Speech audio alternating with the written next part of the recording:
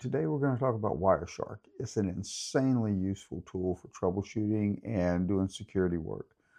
So right off the bat, here's a terminal window with this VM we're using, and you can see there's the IP address for it.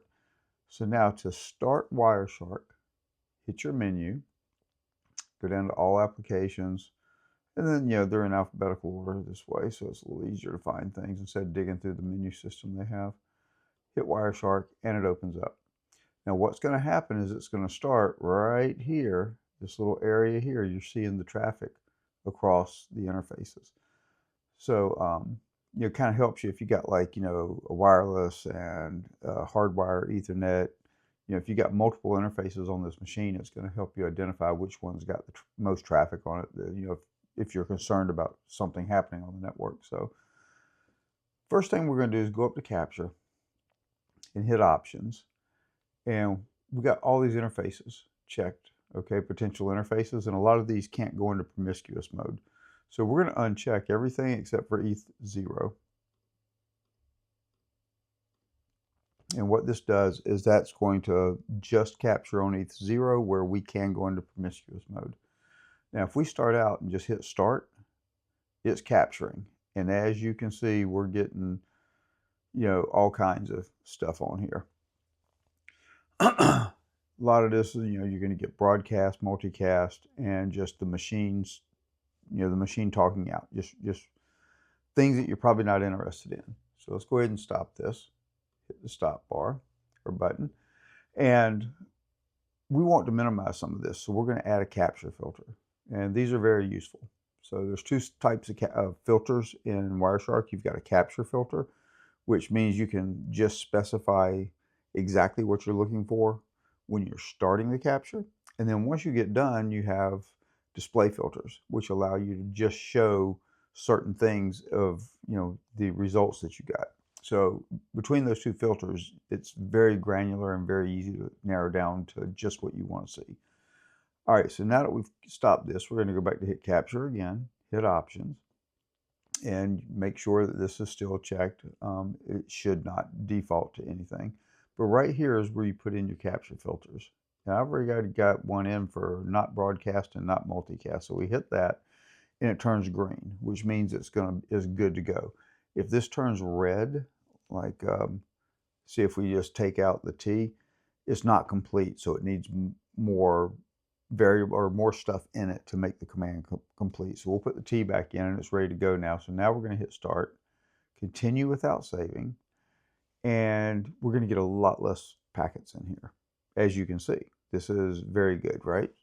So now then, let's get some traffic going so we can look at it. So if we hit good old Firefox here, you can see that as soon as we kicked it off, it started doing stuff in the background here. Okay, so let's go to something where we've probably never had a DNS lookup for today. So let's go x.com. Okay, and you can see it did all kinds of stuff in the background. So now we're going to go back over to Wireshark and we're going to stop this and let's take a look at some stuff. Okay, I mean, look at all this junk, right? There's just a ton of stuff. Well, we know what happens when you go to a web page. First thing that happens is a DNS request. So let's go up here and look at a display filter. And let's just type in DNS. Okay, and you see it turned green, so we're good. So we hit enter, and all we get is the DNS queries and responses, just the DNS protocol, which is very good. And we can see we're at the top of where it started. So the first thing we see is, obviously when you open Mozilla, Firefox, it starts reaching out to Mozilla to see if there's updates and, whatnot. Okay, so we can scroll through here, and at some point we will probably see, like right here, where I went to x.com. Here is the query for x.com. And if we click on this, you can see it opens it up down here in this bottom left pane and then gives you a hex and ASCII representation in the right-hand screen. So we can scroll down here and we can say, okay, well, what happened in the actual query? We can see any flags that were set, and like right here, you've got this one is the only one set, and it says recursion desired, do not query, or do query recursively. Then we've got one question, and then right here's the query. If you open this up, then open that, you can see right here there's a query for x.com. We open this up, and this gives you the details behind the query. So this is the actual query for x.com. Now if we look down here, we will see a response for x.com.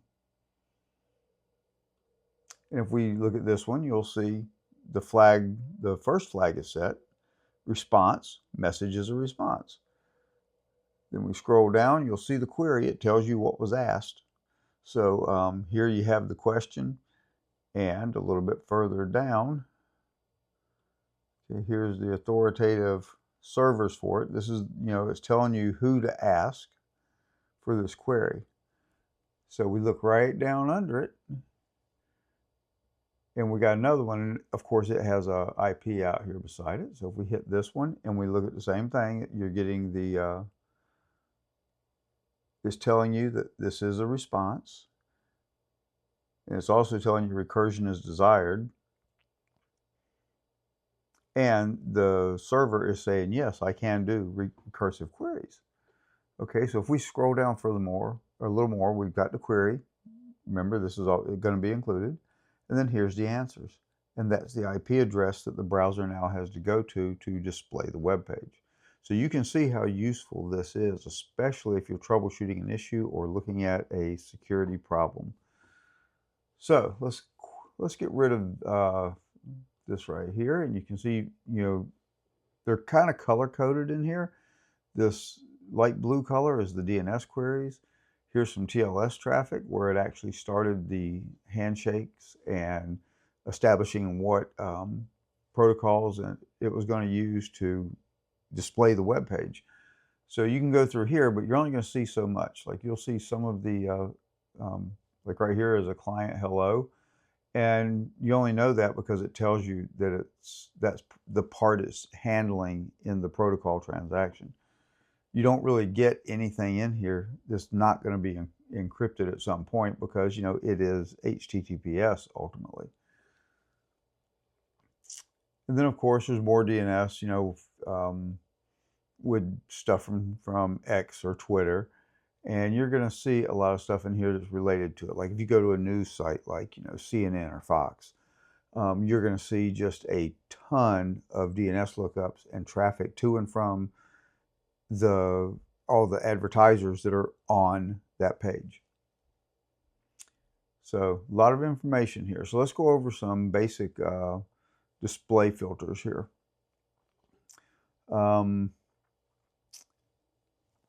Let's say you want to see just stuff going to port 53 or 443 or whatever. Just type in tcp.port and the port number. Okay, so you're going to put in EQ and then the port number.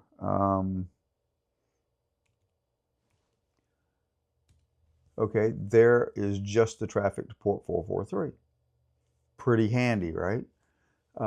Let's see, what else can we do?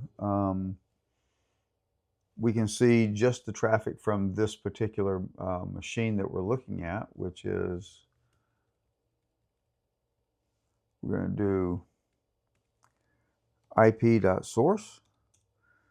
And here we're going to put in 2 equal signs.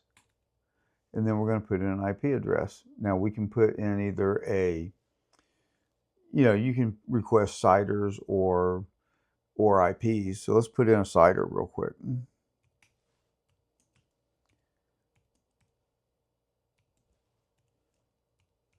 Okay, so if we do this, we're going to see all traffic from this network.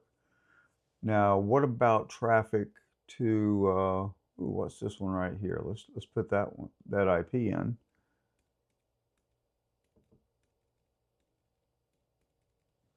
So 34.36 dot, where was it? 5480. All right, so we're now just going to see that traffic that's to and from that IP address. Okay, so that's it right there. So if we see something interesting, like if this was HTTP traffic,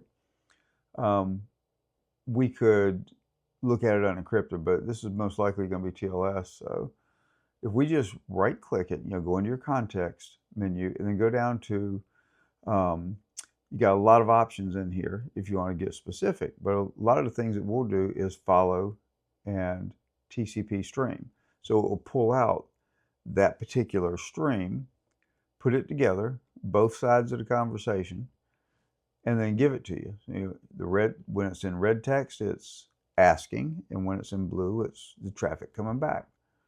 And you can scroll through. Now this is all obviously ciphertext because it's HTTPS and it's encrypted transmission.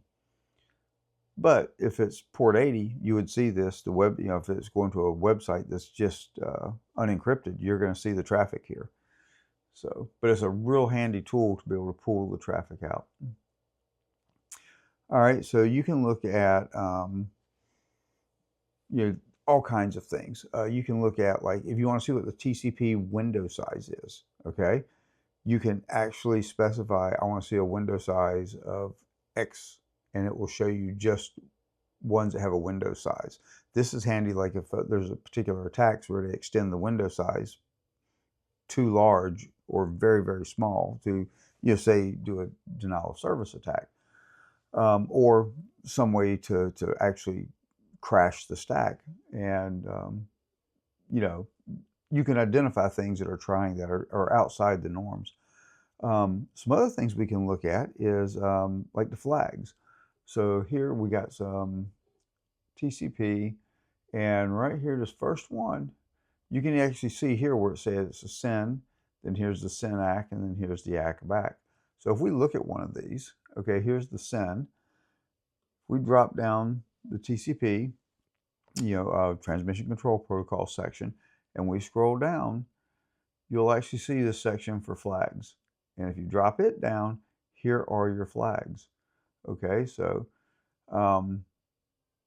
here's the SYN, and it's set. So there's a 1 there instead of a 0. Now if we go to the next one up here, the SYN ACK, and you look, let's see, is it on it? I didn't want to open it. But if you look at it, you'll see here's the SYN, or the acknowledgement set, and then here's the SYN set. Okay, so you got your 2 flags. Then you pop down to the next one, which is the ACK. The host that you're trying to contact is sending back an ACK saying, yes, I'm ready to talk. And that's the SYN ACK, and then you send back an ACK saying, okay, I got that. So here it is. So you can go in and see what flags are set. And if we scroll down, you'll probably see a reset in here or somewhere if there was one, but I don't see one. And you would see the reset flag set, which would be right here, if that was a 1. So you can go through and troubleshoot and see what's happening on your TCP connections. Now, obviously in UDP, you're not going to see flags, but you will get, a lot of information. Let me go ahead and show you some filters. Let me just paste them up in a note here.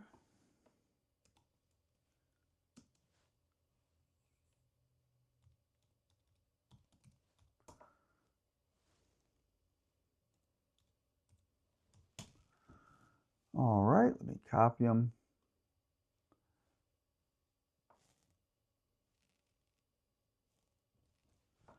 And these are very useful. So you can just copy this page or pause the video and just kind of copy it and write them down. But you can see that we got some very useful filters here. And this is by no means a complete list. The amount of filters you can use is pretty massive. But on display filters, if you're troubleshooting a DNS problem, you can specify just port 53.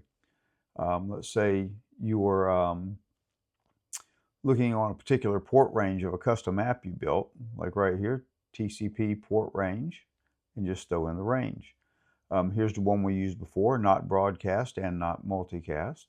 You can just look for IP. You can get pretty detailed on what you're capturing to start with.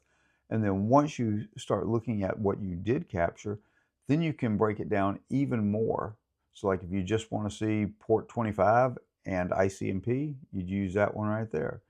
You can use any combination of these, and there's a lot of possibilities here when you're troubleshooting. But if you have any questions, put them in the chat, and I'll try to respond back normally within a day or so. And we'll go over something new next time. Thanks.